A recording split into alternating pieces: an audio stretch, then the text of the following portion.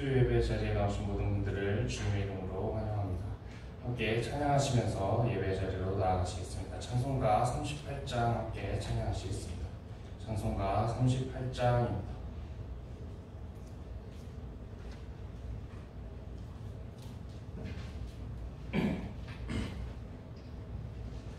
찬송가 38장 함께 찬양하시겠습니다.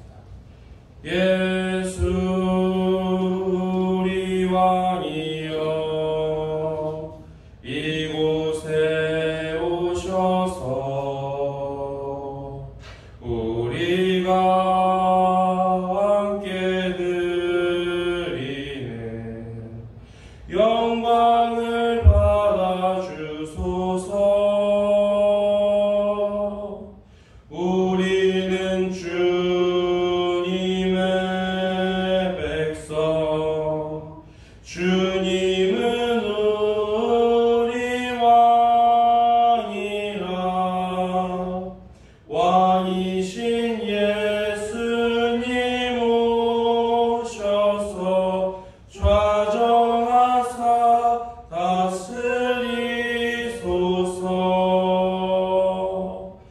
예수 우리 왕이 주시어 이곳에 오셔서 우리가 주께 드리는 찬양을 받아 주소서. 우리는 주님의 종들, 주님은 우리 주시라. 주 대신 예수님 오셔서 찬양을 받아 주소서. 아멘. 찬양 한 장 더 찬양하시겠습니다. 찬송가 288장입니다. 찬송가 288장입니다.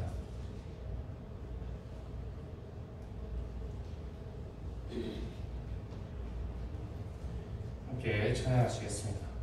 예수를 나의 구주 삼고 성령과 피로써 거듭나니 이 세상에서 내 영혼이 하늘의 영광 누리도다.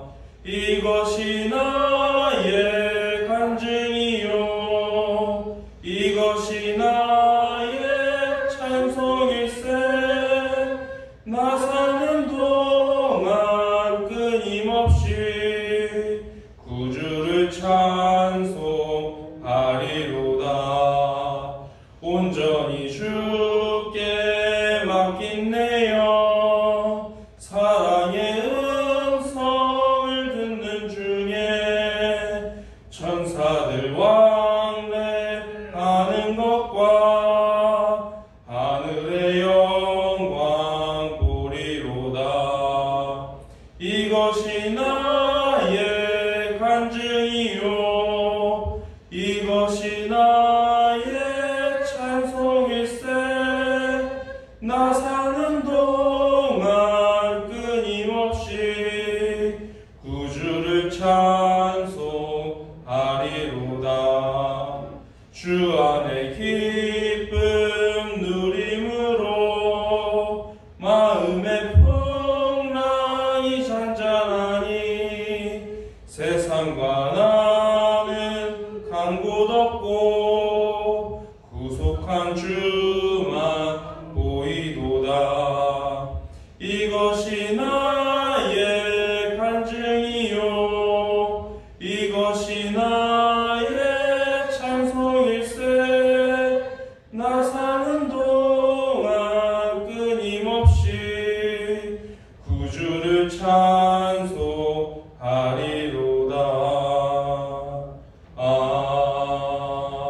아멘. 성령께서 이 자리 가운데 임재해 주시고 또 우리가 드릴 예배를 위해서 함께 통성으로 잠시 기도드리도록 하겠습니다. 함께 통성으로 기도하시겠습니다.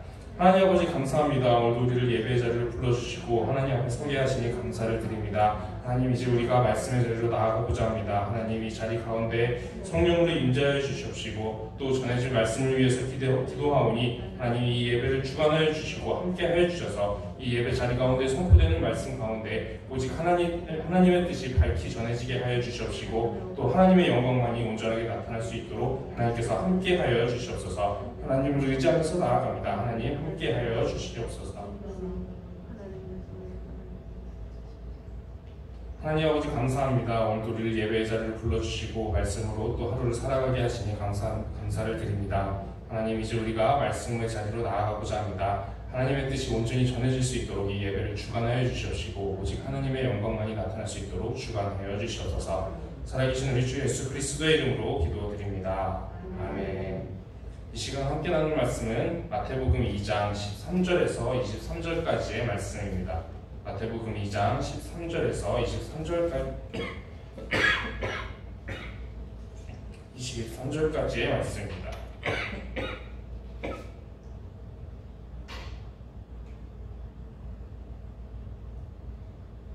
마태복음 2장 13절에서 23절의 말씀을 교독하여 읽도록 하겠습니다. 그들이 떠난 후에 주의 사자가 요셉에게 현몽하여 이르되 헤롯이 아기를 찾아 죽이려 하니 일어나 아기와 그의 어머니를 데리고 애국으로 피하여 내가 내게 이르기까지 거기 있으라 하시니 요셉이 일어나서 아기와 그의 어머니를 데리고 애국으로 떠나가 헤롯이 죽기까지 거기 있었으니 이는 주께서 선지자를 통하여 말씀하신 바 애국으로부터 내 아들을 불렀다 함을 이루려 하심이라. 이에 헤롯이 박사들에게 소문 들하고 시신을 여하여 사람을 모으려 그들을 명과 그 모든 지시만 행하는 사내의 아들 박사들에게 생신하게 하라고 그들을 기준하여 그 사람도 주 아들로 다 죽이니 이에 선지자 예레미야를 통하여 말씀하신 바 나라에서 슬퍼하며 그의 공공하는 소리가 들리니 라헬이 그 자식을 위하여 외로워하는 것이라. 그가 자식이 없으므로 위로하기를 거절하였도다. 하나님이 이루어졌느니라.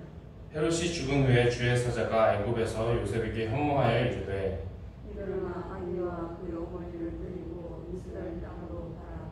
아기의 목숨을 찾던 자들이 죽었느니라 하시니 요셉이 일어나 아기와 그의 어머니를 데리고 이스라엘 땅으로 들어가니라.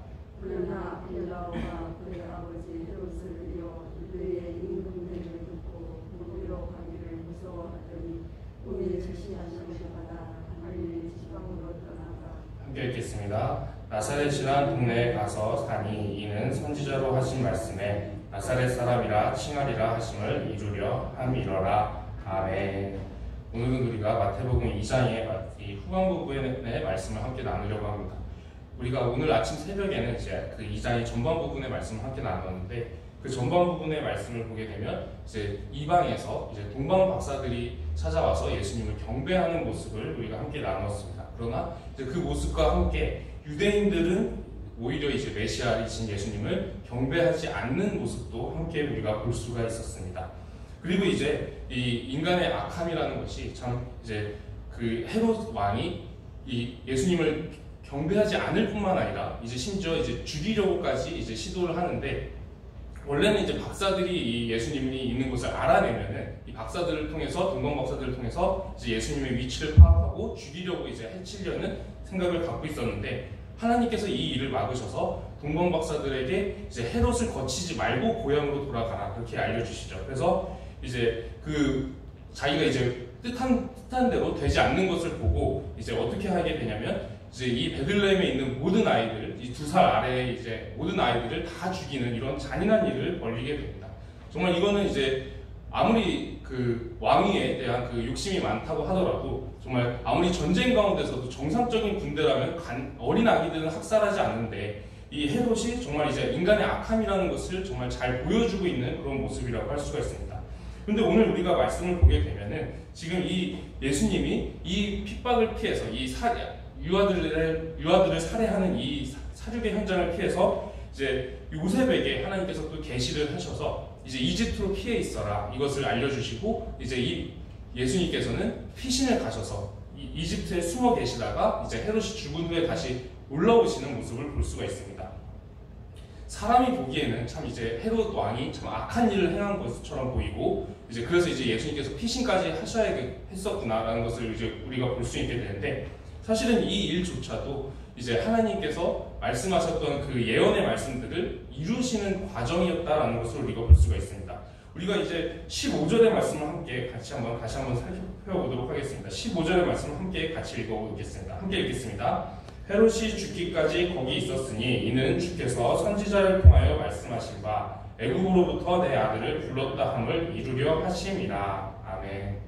이 말씀을 보게 되면 사실은 원래 이 말씀은 이 출애굽한 이스라엘을 뜻하는 말씀으로 사용이 되었던 것입니다. 그런데 우리가 알고 있다시피 이제 출애굽한 이후에 이스라엘이 그다지 신앙적인 모습으로 하나님 앞에 살아가지를 못합니다. 늘 죄에 매여서 살아가다가 결국에 이스라엘이라는 나라가 멸망할 때까지 벌을 받는 모습을 우리가 구약에서 볼 수가 있죠. 그런데 이 예수님께서 이 땅에 오셔서 이제 살아가시는 모습들을 보게 되면은 이제 마태복음 4장에도 예수님께서 사탄에게 시험 받으시는 사건이 나오는데 그 사탄에게 시험 받으시는 사건을 보게 되면 아담과 하와가 선악과를 이제 먹으라고 사탄이 유혹할 때 했던 시험과 굉장히 이제 똑같은 성질의 시험이 담겨 있습니다. 근데 이제 다른 결과가 나오게 되죠.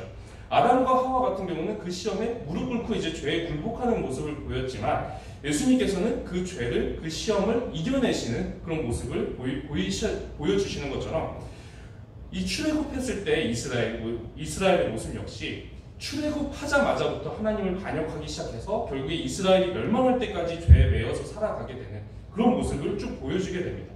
그런데 이제 예수님께서 이 출애굽하는 그 이스라엘과 동일시 되시는 것처럼 마치 이 예언의 말씀들을 다시 한번 이제 그 시험 사건에서 아담과 하와가 죄에 굴복했지만 예수님은 그 시험을 이겨내시는 것처럼 이제 예수님을 통해서 이 출애굽한 이후에 계속해서 예수님이 원래는 이스라엘이 행했어야 될 그 신실함들을 대신 행하시면서 살아가시는 모습들을 보게 됩니다.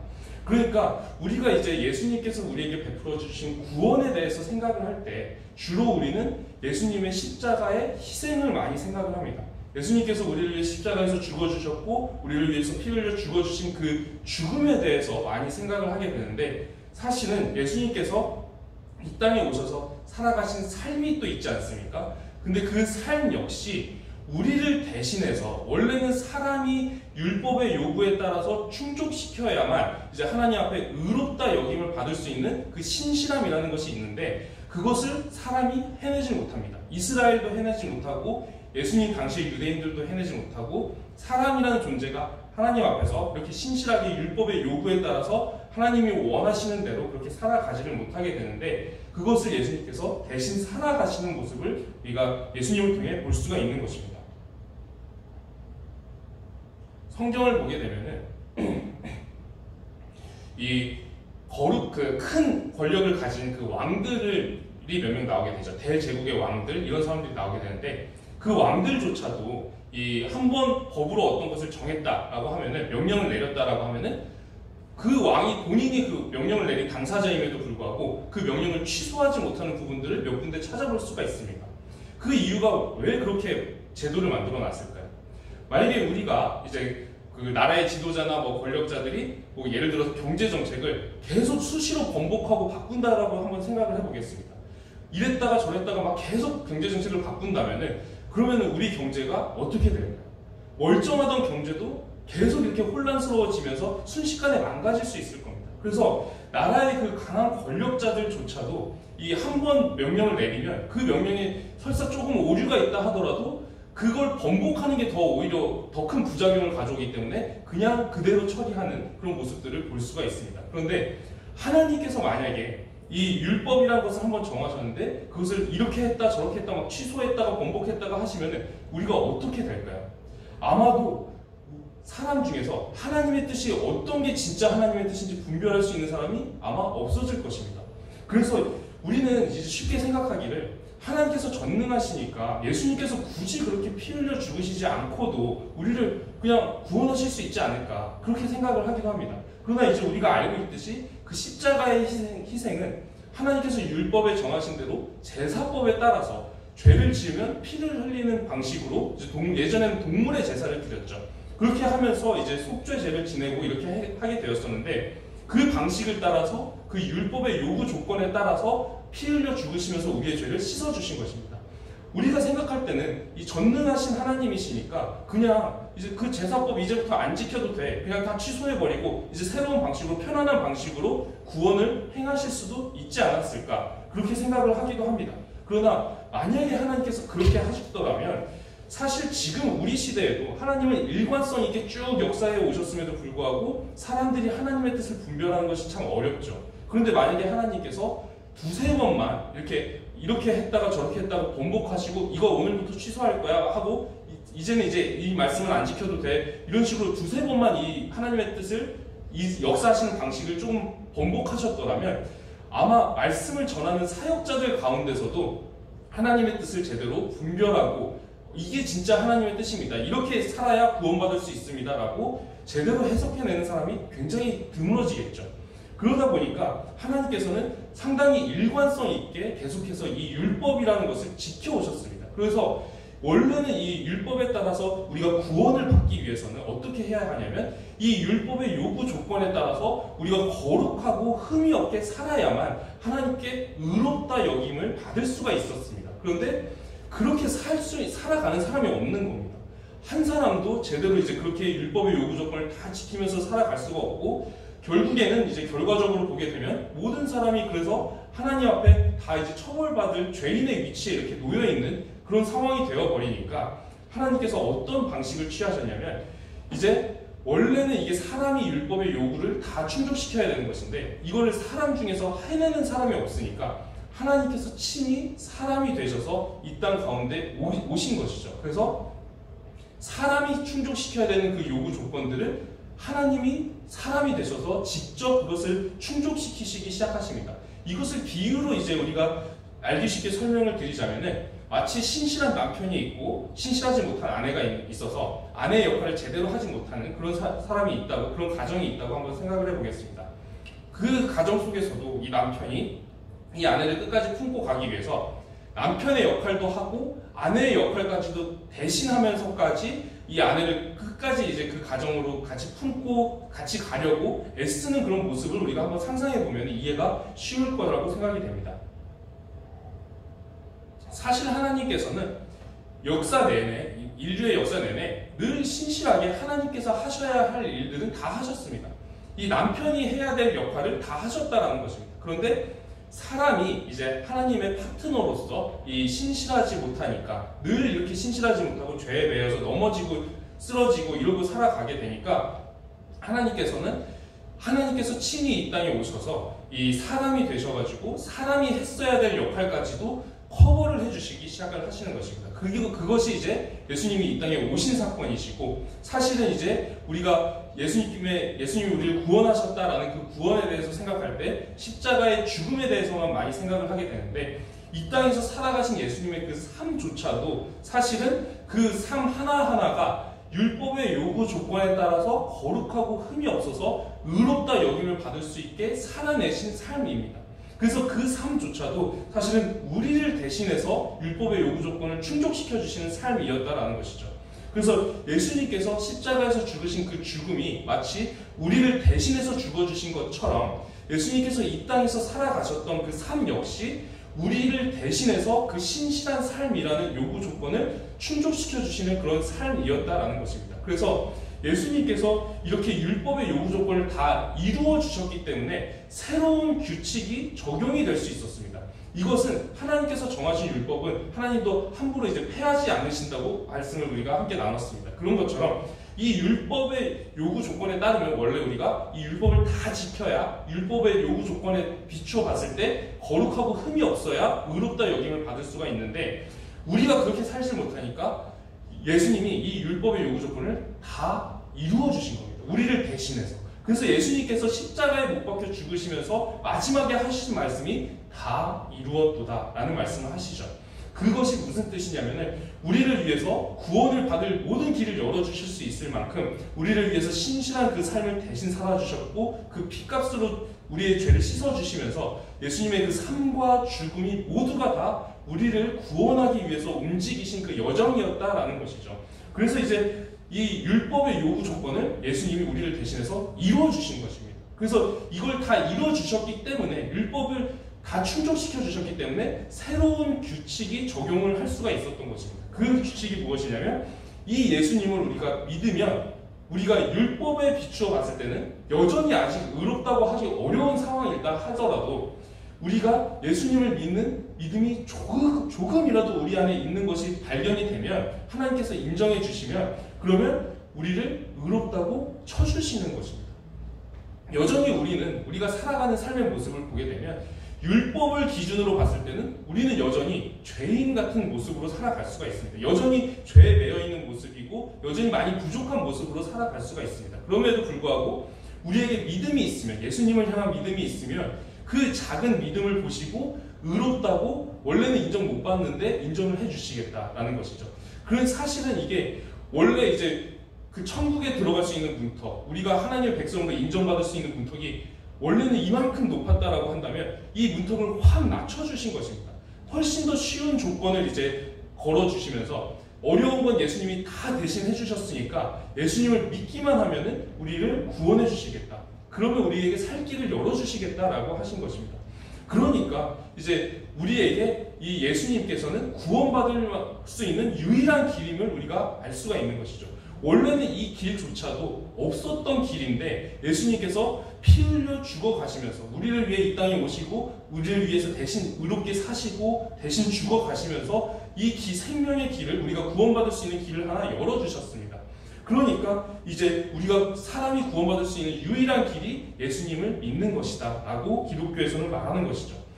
다른 종교에서는 이제 왜 이렇게 기독교는 배타적이냐, 왜 예수님밖에 없다라고 얘기를 하느냐, 그렇게 얘기를 합니다. 그런데 우리가 성경을 알고 하나님이 쭉 역사해 오신 그 여정만 조금 살펴보더라도 그럴 수밖에 없겠구나라는 것을 금방 이해할 수가 있습니다.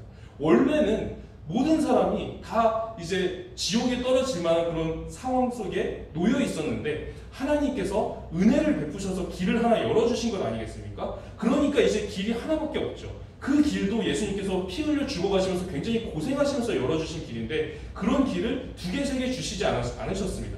오직 예수님을 믿는 방식으로 열어주신 그 길 하나밖에 없습니다. 그러니까 이제 그 길 하나만 열어주신 것만 해도 우리는 하나님께 너무 은혜라고 이제 말을 하는 것이고 하나님께서 우리를 사랑하셔서 이런 길을 열어주셨다라고 말을 하는 것인데 그 길 하나만 열어주셔도 너무 감사한 일이죠. 그런데 다른 종교에서는 이제 왜 그 기독교에서는 그 길밖에 없다라고 하느냐 하는데 그 길밖에 없을 수밖에 없죠. 원래는 없는 길을 하나님께서 굉장히 값비싼 대가를 치러 가시면서 이 길을 생명의 길을 우리가 천국에 이를 수 있는 길을 열어주신 것이기 때문에 이 길 하나밖에 없는 것이 당연합니다. 그래서 이 길 하나밖에 구원받을 수 있는 길이 없습니다. 천하의 그 어떤 다른 이름도 예수님 외에는 구원받을 만한 다른 이름을 주신 적이 없다라고 성경은 증언을 하고 있죠. 그래서 이제 우리는 예수님을 믿으면 율법의 기준으로 봤을 때는 많이 부족하더라도 그래도 우리 안에 그 겨자씨 하나일 만한 그런 믿음만 보인다 하더라도 하나님께서 우리를 의롭게 여겨주시고 하나님의 백성으로 인정해주시고 결국에 천국까지 데리고 가주시는 그런 일이 이제 이루어진다라는 것입니다. 그래서 이제 하나님께서는 이것이 정말 굉장히 큰 은혜를 우리에게 베풀어 주신 것이기 때문에 이것이 우리에게 또다시 사람에게 2가지 선택지를 이렇게 주시는 것과 같습니다. 하나님은 보통 이제 역사하실 때 사람에게 2가지 선택지를 주시는 경우가 대부분이었는데요. 지금도 이제 하나님께서 2가지 선택지를 주시는 겁니다. 하나님께서 내가 너희를 위해서 이렇게까지 이제 희생을 하고 이렇게까지 사랑을 베풀었고 이렇게까지 은혜를 베풀어서 예수님을 믿기만 하면 이제 구원받을 수 있다. 그렇게 생명의 길을 열어주었다. 그러니까 믿으면 구원을 받을 수 있고 안 믿으면 구원을 못 받는다라고 말씀을 하시는 겁니다. 그래서 이제 우리는 이제 선택을 하게 됩니다. 예수님을 믿고 구원을 받을 것인가, 예수님을 안 믿고 구원을 못 받을 것인가.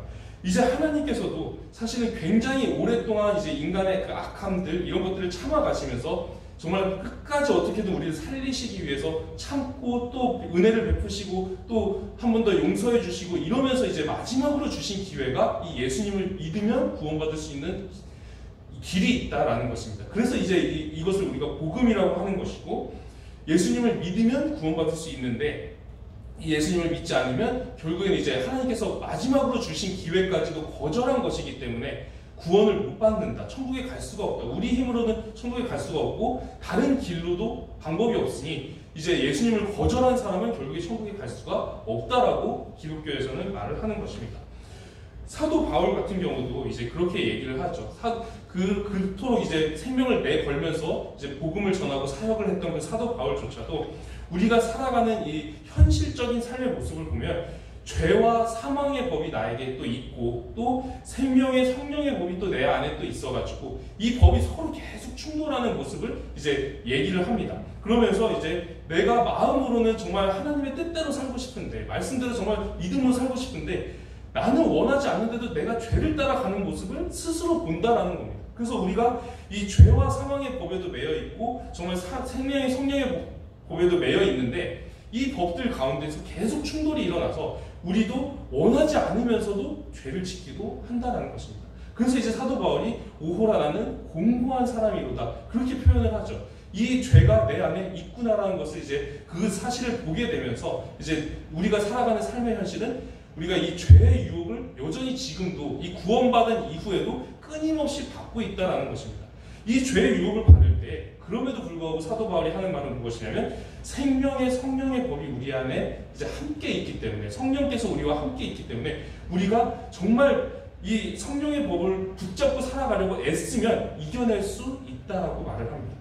그 전에는 못 이겼습니다. 그 전에 성령께서 우리와 함께 동행해 주시기 전까지는 우리 스스로 죄와 싸워서 계속 졌습니다. 근데 이제 성령께서 함께 도와주시고 예수님께서 우리와 함께 해주시기 때문에 이제는 우리가 정말 성령의 편에 서기 위해서 애를 쓰면 이 죄와 싸워서 이길 수 있다. 그리고 우리가 그렇게 살아야 우리가 하나님의 말씀대로 정말 이제 믿음으로 계속해서 살아가고 정말 하나님께 믿음을 인정받고 결국에 천국까지 이룰 수 있다라고 말을 하죠. 그래서 오늘날에도 우리에게 하나님께서는 이렇게 이 말씀을 통해서 이렇게 말씀을 하고 계신 것입니다. 예수님께서 살아가신 그 모든 삶과 그 고통스러웠던 모든 죽음이 다 우리를 살려내기 위해서 하셨던 하나님의 사랑이었다라는 것입니다. 그 사랑으로 하나님께서 우리에게 구원받을 수 있는 단 하나의 길을 열어주셨는데 그것은 예수님을 믿고 구원받는 길입니다. 그리고 그 예수님께서 우리와 지금도 동행하시면서 우리와 계속 죄와 함께 싸워주시는 것입니다. 그전에는 우리가 죄와 싸우면 계속 넘어지고 우리가 지니까 함께 우리와 죄와 함께 싸워주셔서 우리가 이 믿음으로 살아낼 수 있도록 우리와 동행하고 계시다. 그것을 성경은 말을 하고 있습니다. 그래서 우리가 이 말씀을 기억하면서 예수님께서 이 땅에 오셔서 살아가신 그 삶조차도 나를 살려내기 위해서 나 대신 그 율법의 요구 조건을 다 충족시키는 그런 삶이었구나. 그것을 기억하기를 소망합니다. 그러면서 우리 역시 살면서 끊임없이 죄의 유혹을 계속 받으면서 살아가게 될 것입니다. 그때 우리가 말씀을 기억하고 우리가 그 죄를 이겨내기 위해서 말씀을 붙잡고 예수님의 손을 붙잡고 우리가 믿음으로 살아낼 수 있는 정말 참된 그리스도인들 될 수 있기를 정말 간절히 소망하고 기도드립니다. 우리가 말씀을 기억하면서 기도드리도록 하겠습니다. 기도드리겠습니다. 하나님 아버지, 오늘 우리가 예수님께서 우리를 위해서 이 땅에 오셨던 그 삶의 모습을 함께 집중해서 나누어 보았습니다. 하나님, 우리가 예수님께서 나를 위해 죽으신 그 죽음뿐만 아니라 예수님께서 이 땅에 살아가신 그 삶조차도 나를 대신해서 신실하게 살아주신 그 삶임을 우리가 함께 나누었습니다. 결국에는 예수님께서 이 땅에 오셔서 살아가신 그 삶이나 죽음이 다 나를 살려내기 위해서 걸어가신 길임을 우리가 기억하면서 정말 우리가 이제는 죄와 열심히 싸우고 이겨내서 정말 성령을 붙잡고 말씀을 붙잡고 예수님의 그 피 묻은 손을 붙잡고 우리가 그 죄를 이겨내면서 믿음으로 살아내기를 원하오니 주여 우리에게 믿음을 더하여 주시옵시고 우리가 하나님의 뜻대로 말씀대로 살아갈 수 있도록 우리의 걸음걸음마다 동행하시며 인도하여 주시옵소서. 우리를 통해서 정말 예수님의 살아계심이 증거되기를 원합니다. 우리의 살아가는 인생을 통해서 우리가 정말 예수님의 증인 되기를 소망합니다. 예수님의 그 영광을 나타내기를 소망합니다. 하나님께서 우리의 걸음을 인도하여 주시옵시고 우리의 삶을 사용하여 주셔서 우리를 통해서 이 땅에 구원받는 사람들이 날마다 더하여지도록 인도하여 주시옵소서. 살아계신 우리 주 예수 그리스도의 이름으로 기도드립니다. 아멘. 하늘에 계신 우리 아버지의 이름을 거룩하게 하시며 아버지의 나라가 오게 하시며 아버지의 뜻이 하늘에서와 같이 땅에서도 이루어지게 하소서. 오늘 우리에게 일용할 양식을 주시고 우리가 우리에게 잘못한 사람을 용서하여 준 것 같이 우리 죄를 용서하여 주시고 우리를 시험에 빠지지 않게 하시고 악에서 구하소서. 나라와 권능과 영광이 영원히 아버지의 것입니다. 아멘. 이 시간에는 함께 통성으로 기도하기를 원하는데 우리를 구원하시기 위해서 이 땅에 오셔서 우리를 대신하여 사시고 또 우리를 대신하여 죽으신 그 예수님을 기억하면서 먼저 감사를 드리기를 소망합니다. 그리고 이제 우리가 이 죄의 유혹들을 이겨내고 믿음의 길을 걸어가면서 정말 말씀을 붙잡고 성령의 그 손을 붙잡고 믿음으로 살아갈 수 있기를 함께 강하게 결단하면서 나아가기를 소망합니다. 그리고 각자 가지고 오신 개인적인 기도 제목들로 함께 기도드리겠습니다. 함께 통성으로 기도하시겠습니다. 하나님 아버지 감사합니다. 오늘도 우리가 말씀을 붙잡게 하시니 감사를 드립니다. 하나님 우리를 구원하시기 위해서 예수님께서 이 땅에 오시고 정말 이 땅에 우리를 위해서 대신 사시고 우리를 위해서 대신 죽으셨던 그것을 우리가 기억하며 먼저 감사를 올려드립니다. 하나님 우리가 이 감사를 계속해서 날마다 가슴에 품고 기억하면서 살아갈 수 있게 하여 주시옵소서. 우리가 하나님 앞에 이 감사를 잊어버리고 교만하거나 아니면 죄의 유혹에 빠져서 쉽게 죄의 유혹에 걸려 넘어지는 그런 일이 일어나지 않게 하여 주시옵시고 우리가 말씀을 기억하고 예수님의 그 우리를 위한 그 사랑을 기억하면서 말씀을 붙잡고 죄의 유혹을 이겨내면서 믿음으로 살아내는 그리스도인의 삶을 걸어가기를 원하오니 하나님 우리의 인생을 인도하여 주셔서 우리가 정말 예수님의 제자 되는 그런 길을 걸어가게 하여 주시옵소서. 우리가 정말 이 참된 그리스도인으로 살아가기를 원합니다. 생명의 성령의 법에 매인 사람으로 살아가기를 원합니다. 하나님 우리가 여전히 죄의 유혹 가운데 있으나 그래도 우리가 그 죄를 이겨낼 수 있기를 우리가 기도합니다. 우리를 붙잡아 주시옵시고 우리가 믿음으로 말씀을 붙잡고 그 죄와 싸워 이기고 정말 믿음으로 살아내면서 정말 하나님께 영광 돌릴 수 있는 그런 삶의 모습 될 수 있도록 우리의 걸음을 인도하여 주시옵소서. 우리의 걸음을 하나님께 의지합니다. 하나님께서 함께 하여 주시옵시고 우리의 걸음을 인도하여 주셔서 우리가 하나님께 영광 돌릴 수 있는 그런 삶의 모습 될 수 있도록 함께 하여 주시옵소서.